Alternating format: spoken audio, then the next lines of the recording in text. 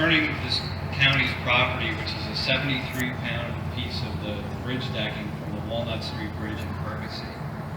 I drove by about 2 weeks ago. I saw it had come out of the roadway. It was laying on the side of the road. And I went by 24 hours later and it was still there, so I figured, let me pick it up and bring it in. So the bridge is 209 feet long. It's the largest bridge the county owns. It was originally built in 1907 and reconstructed in 1970.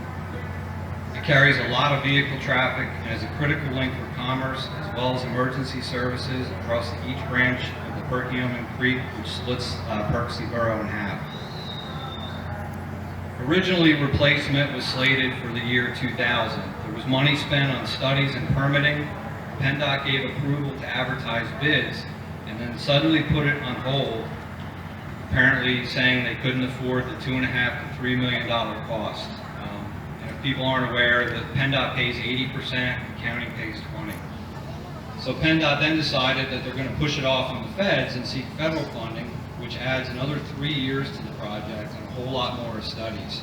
And at that time, the Director of Public Works for the county said the worst case scenario is that it will be completed by 2005. If a 20-ton truck goes over that structure, it's in danger of failing. So my question to the county and the state, PennDOT as well, is at what point is a bridge deemed unsafe for travel? If a 20-ton truck goes over the bridge and it fails, who will be accountable? But it's not a 0. If it were a 0, it would be closed and you couldn't drive over it. It's a 4, and then on the scale of 1 to 100, it's a 46.1.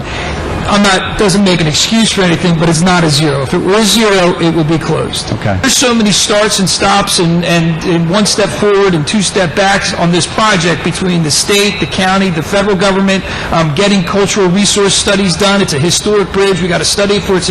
All kinds of things that, the reality is it's the funding's not the issue, which is the killer here at this point today as we sit there, because we do have the funding, we do have the ability to draw that down.